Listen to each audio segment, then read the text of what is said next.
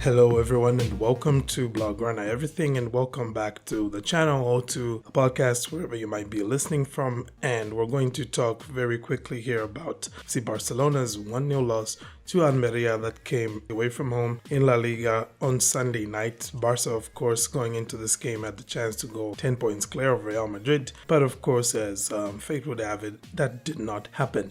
Now, just to clear something up, that there are quite a few thoughts that I do have regarding this performance that we saw, regarding everything that transpired in the game, and I wish that I had the physical strength to be able to put everything out there and then to just record something really long and give all my thoughts and then sit down and edit it and upload it. But the problem with that is it's going to take a lot of physical effort on my part, and currently I've been struggling a little bit on the physical side of things. I haven't been feeling too well today, been feeling really fatigued, so I'm just going to go with something a little bit more terse and more straight to the point, I guess, rather than taking the very longer format that I would have preferred. So having put that out of the way, we will just quickly mention that there was, of course, a heavily rotated side that was put out here by Xavi Hernandez. So the likes of Eric Garcia getting a start. So, Sergio Roberto starting at right back. Quite a few changes in this game. And the midfield, though, was pretty much,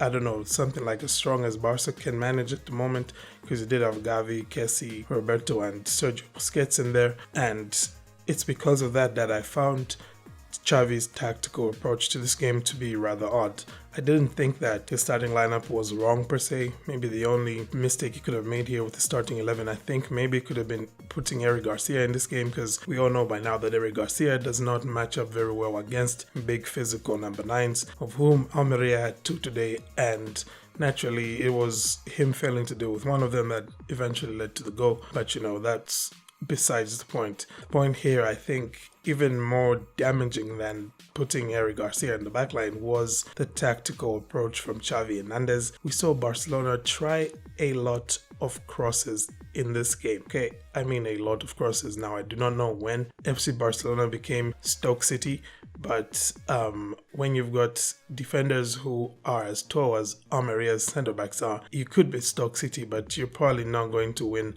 more than 50% of the balls that you contest. And it just so happened today that on top of Barcelona not winning most of the crosses that went into the box, a lot of the crosses were just honestly quite poor. It was not until really late in the game that Barcelona started putting some really useful crosses into the box. And of course, you also had Araujo in there to contest those balls. And from there, of course, Barca did generate some chances with which they should have scored from. And, looking at the XG, you could arguably make the point to say, well, it worked what Barcelona were doing. They just weren't able to score goals. And I could yield that point to you, but the ultimate point here, I think, is that FC Barcelona should have been trying to play through Almeria's setup and not trying to just randomly cross balls over them and, hope for the best. I will also admit that there are 2 dimensions through which this game can be viewed.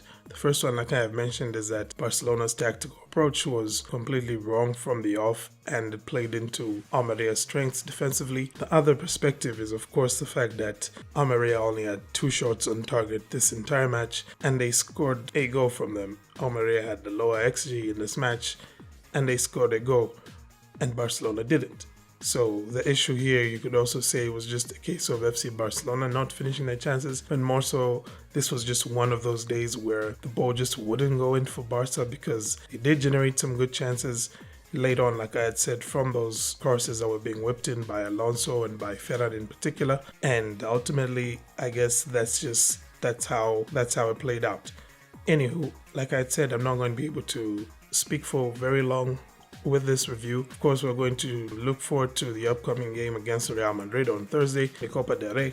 But for now, what this match means is that FC Barcelona are only 7 points clear now of Real Madrid, as opposed to 8 points. And yes, I know it's just a single points difference, which doesn't really account for much, you might think. But it's important what this could mean to the team mentally, what it could mean for their momentum, especially now that they've lost 2 back-to-back games for the first time, I think, this season, unless I'm mistaken. Do correct me. Anywho, we'll move on from that and hopefully we see a better performance in our Clasico at the Santiago Bernabeu from the boys this coming Thursday. From me, I think that's basically that. I thank you for tuning in. If you're new here, please do hit that subscribe button. By the way, if you're watching this on YouTube, if you listen to the podcast, then yeah, subscribe to the podcast as well. And do give me your comments as well. I'll be very, very interested to see your comments on this performance by FC Barcelona and on the result and what you think this might do, especially when you consider that up next, Barcelona have another relegation threatened team in Valencia who can make things even more interesting heading up to that La Liga Clasico. Anyway, that's that. Like I had said, guys, thank you once again for tuning in. Have a great day and Forza Barça.